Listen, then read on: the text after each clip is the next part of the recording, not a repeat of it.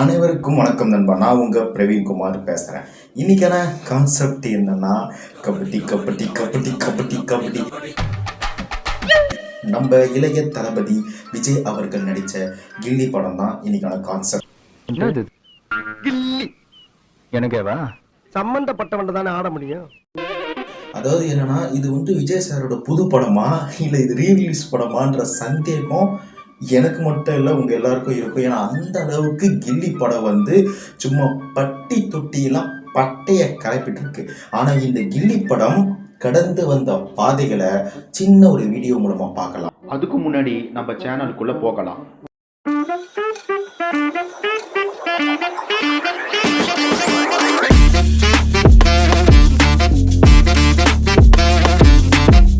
நண்பா, 6லேருந்து 60 வரைக்கும் கில்லியை தூக்கி சுமக்கிற ரசிகர்கள் செலிப்ரேஷன் முதல்ல போய் பார்த்துட்டு வாங்க.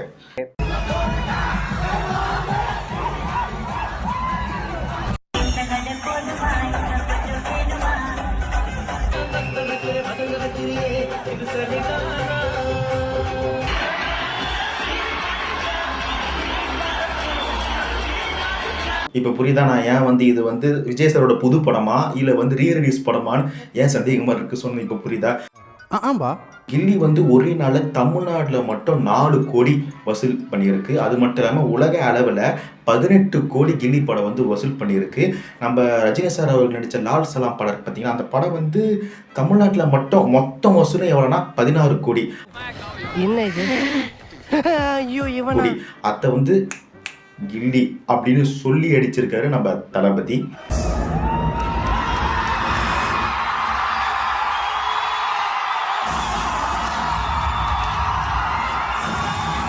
இப்போ இந்த கில்லி படம் உருவான விதத்தை பற்றி இப்போ நம்ம பார்க்க போகிறோம். அதாவது என்னன்னா, ஏஎம் ரத்தினம் ப்ரொடியூசர் அவர்கள் தெலுங்குல ரிலீஸ் ஆன ஒக்கடுன்ற படத்தை பார்த்துட்டு, அந்த டைமில் ஒக்கடுன்ற படம் தெலுங்குல சூப்பர் டூப்பர் ஹிட் ஆயிருக்கு. அந்த படத்தை பார்த்துட்டு இந்த படத்தை தமிழில் நம்ம ரீமேக் பண்ண சொல்லிட்டு அந்த ஒக்கடோட படத்தை ரைட்ஸை ஏஎம் ரத்தினம் சார் வாங்கிட்டார். வாங்கிட்ட உடனே அந்த டைமில் தில்லு தூள் அப்படின்னு செம்ம ஹிட் கொடுத்த தரணி சார் அவர்களை கூப்பிட்டு, இந்த மாதிரி தெலுங்கு படத்தை நான் ரைட்ஸ் வாங்கியிருக்கிறேன், இந்த படத்தை தமிழுக்கு ஏற்ற ஆடியன்ஸ்க்கு மாதிரி நீங்கள் மாற்றி ஒரு நல்ல ஹீரோ வச்சு எனக்கு இந்த படத்தை நீங்கள் எடுத்து கொடுக்கணும் அப்படின்னு ஏஎம் ரத்ன சார் தரணி சார்கிட்ட சொன்னார். அந்த டைமில் என்னன்னா, தூள்ன்ற படத்தை விக்ரம் சாரை வச்சு சூப்பர் டூப்பர் ஹிட் கொடுத்துருப்பாரு நம்ம தரணி சார் அவர்கள்.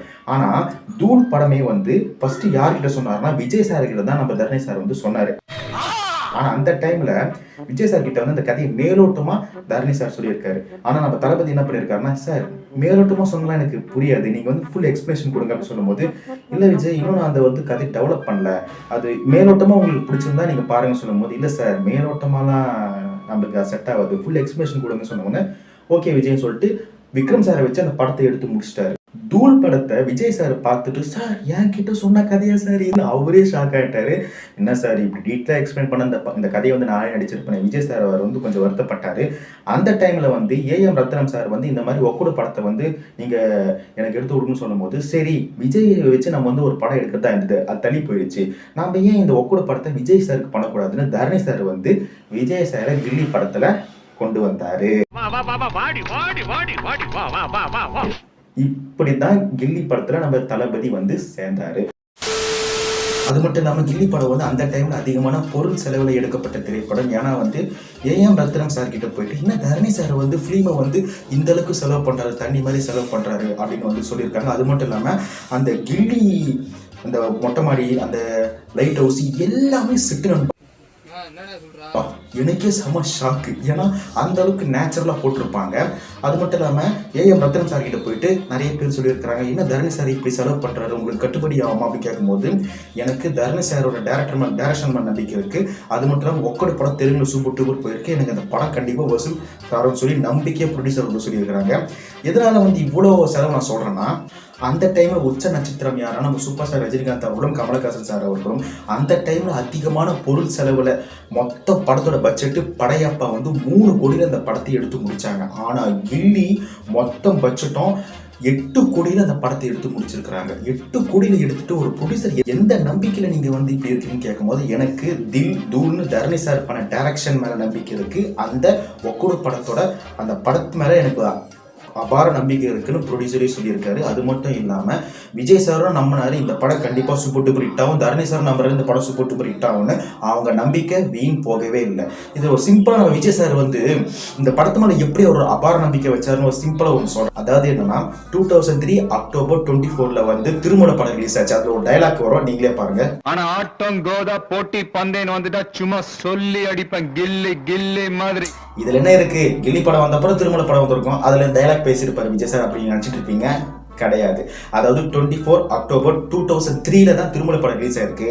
ஆனா 2017 ஏப்ரல் தான் கில்லி படம் ரிலீஸ் ஆயிருக்கு. அதாவது திருமண படம் தான் ஃபர்ஸ்ட் எடுத்திருக்கிறாங்க. அவர் வந்து கில்லி படத்துல இருக்கிற நம்பிக்கையில அந்த டைலாக் வச்சிருக்காரு. சும்மா சொல்லி அடிப்பேன் கில்லி கில்லி கில்லி மாதிரின்னு.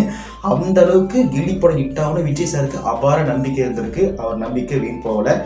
ஏஎம் ரத்தினம் சாரோட நம்பிக்கையும் தரணி சார் நம்பிக்கையும் விஜய் சாரோட நம்பிக்கையும் வீண் போகல. அந்த அளவுக்கு படம் சூப்பர் டூப்பர் ஹிட் ஆயிருக்கு. ஆல் ஏரியாவிலயும் ஐயா கில்லிடா. அந்த காலத்துல வந்து சூப்பர் ஸ்டார் ரஜினிகாந்த் அவர்களோட படத்தோட ரெக்கார்டை அவரோட படமே தான் உடைக்கும். உதாரணத்துக்கு வந்து அண்ணாமலையோட ரெக்கார்டை வந்து முத்து படம் உடைக்கும், முத்து படத்தோட வசூலோட ரெக்கார்டை வந்து படையப்பா பட ரெக்கார்டு உடைக்கும். அந்த ரெக்கார்டை வந்து யாராலையும் உடைக்க முடியலன்னு இருக்கும்போது அந்த டைம்ல அடுத்த இளம் தலைமுறைகள் அவங்க வந்து கொஞ்சம் கொஞ்சமாக உடைக்க ஆரம்பிச்சாங்க. இப்போ படையப்பா வந்து 3 கோடியில் அந்த படம் எடுத்தாங்க. 44 கோடி வசூல் வந்தது அந்த படத்துக்கு.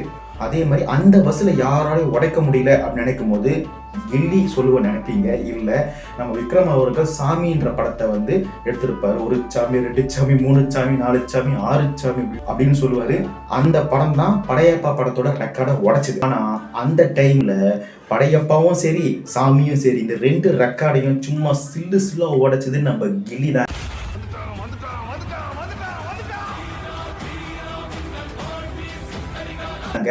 ஆமா, 8 கோடியில எடுத்த படம் 52 கோடி வசூல் பெற்று இருக்கு நம்ம கில்லி.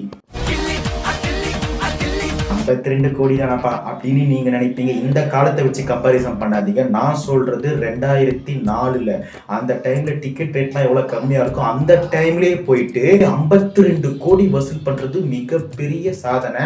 ஆனா அந்த படம் ரீரிலீஸ் ஆகி இப்போ பயங்கரமா ஓடிட்டு இருக்கிறது இது அதோட பெரிய சாதனை. இந்த படத்தில் நம்ம விஜய் சார் அவரோட டெடிகேஷனை உண்மையிலேயே பாராட்டியே ஆகணும். ஏன்னா அந்த டைமில் கபடியில் ரொம்ப பீக்கில் இருந்த ராஜேந்திரன் குணசேகரன் அவர்கள்கிட்ட போயிட்டு விஜய் சாரும் இந்த விஜய் சார் ஃப்ரெண்ட்ஸ் இருக்காங்க அந்த டீமும் 2 மாதமாக அவங்க கிட்ட வந்து இந்த கபடி ட்ரைனிங்லாம் ப்ராக்டிஸ் பண்ணிக்கிட்டாங்க. இதில் வந்து ஒரு ஷார்ட் கூட இருக்கும். அதாவது என்னன்னா டப்புன்னு ரைடுக்கு ஒருத்தன் வரும்போது விஜய் சார் அப்படியே பேக் பேட் அடிச்சு அப்படியே பின்னாடி போவார். இதெல்லாம் அந்த ட்ரைனிங்கில் அவர் கற்றுக்கிட்டு இருந்தது.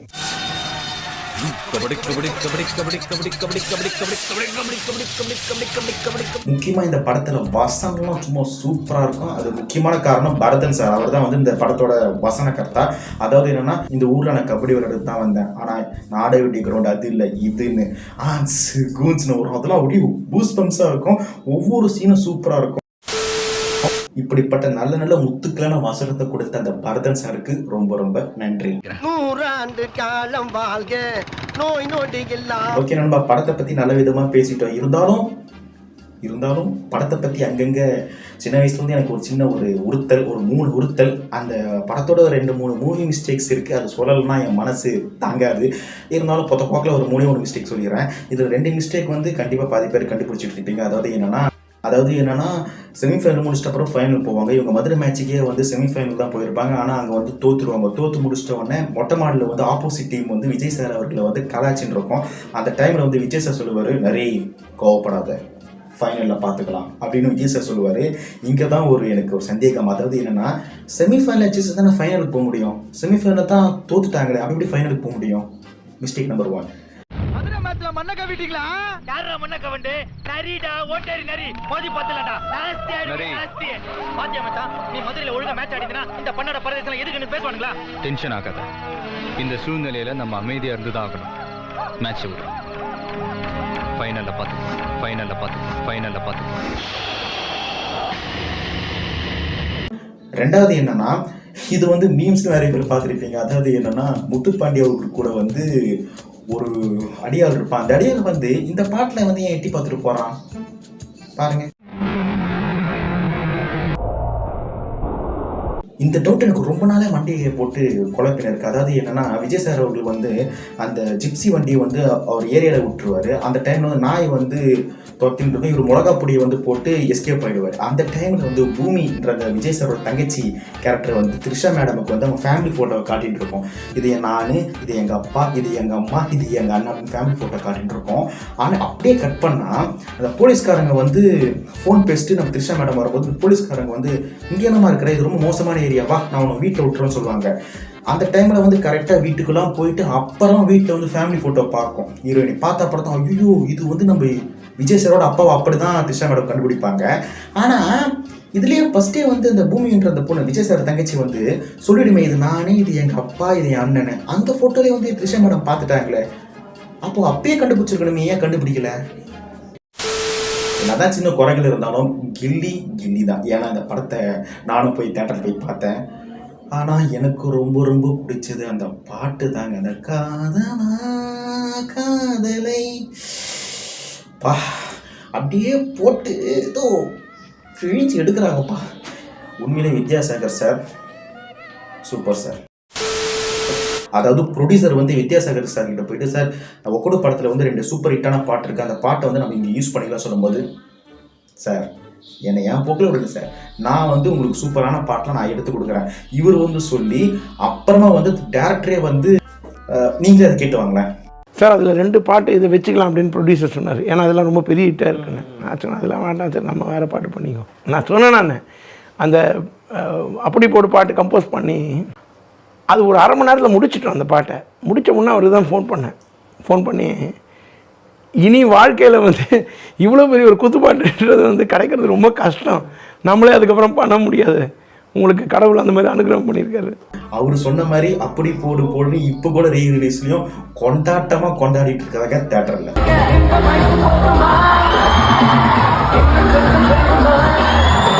ஓகே நண்பா, இந்த வீடியோ உங்களுக்கு பிடிச்சிருந்தா காலா ஸ்கை சேனலை லைக் பண்ணுங்க, ஷேர் பண்ணுங்க, கமெண்ட் பண்ணுங்க, மறக்காம சப்ஸ்கிரைப் பண்ணுங்க. அதோட முக்கியமாக பெல் ஐக்கானை ப்ரெஸ் பண்ணுங்க. நீங்கள் பெல் ஐக்கானை ப்ரெஸ் பண்ணால் தான் இந்த வீடியோ 4 பக்கமும் போகும், நம்ம சேனலில் கொஞ்சம் வளரும். உங்களுடன் விடைபெறுவது உங்கள் பிரவீன்குமார். டேய் என்னடா ஒரு சந்தேகம். என்ன சந்தேகம்? முத்துப்பாண்டி கிட்ட தப்பிச்சு பஸ்ல போயிட்டு இருப்பாங்களே, அங்க கூட காரப்பொடி வேணும்னு கேட்பாங்களே. ஆமா, காரப்பொடி சாப்பிட்டு போவாங்க. ஏர்போர்ட்ல த்ரிஷா விஜய் சேர்த்துருவாரு. எஸ். ஆனா ஃப்ளைட்டுக்கு போகாம ஃபைனல் மேட்சுக்கு விஜய் பக்கம் த்ரிஷா வந்துருவாங்க. ஆமா, கிளைமேக்ஸ்ல வந்து அவங்க ஃப்ளைட்டை பிடிச்சி போகாம திருப்பி வந்துருவாங்க. அது எப்படி ஷாப்பிங் போயிடுறதுக்கு செவ்ல ஒன்று வச்சாரு, இப்போ திரும்பி வரும் மாட்டாங்க, போய் சும்மா விட்டுருப்பாரு. ஆமா இல்ல, ஃப்ளைட்டில் போகும்போது எங்கே போனேன்னு கேட்டால் காரப்பொரி சாப்பிட போனேன், ஷாப்பிங் போன சொல்லி நம்ம தளபதி அடித்தார். இந்த டைமில் வந்து திரும்பி வந்துட்டாங்க. அந்த டைமில் ஏன் அடிக்கலன்னா நம்ம தளபதிக்கு லவ் வந்துச்சே, அதனால அடிக்கல. அப்போ லவ் வராமல் இருந்தா, ஒருவேளை லவ் வரலன்னா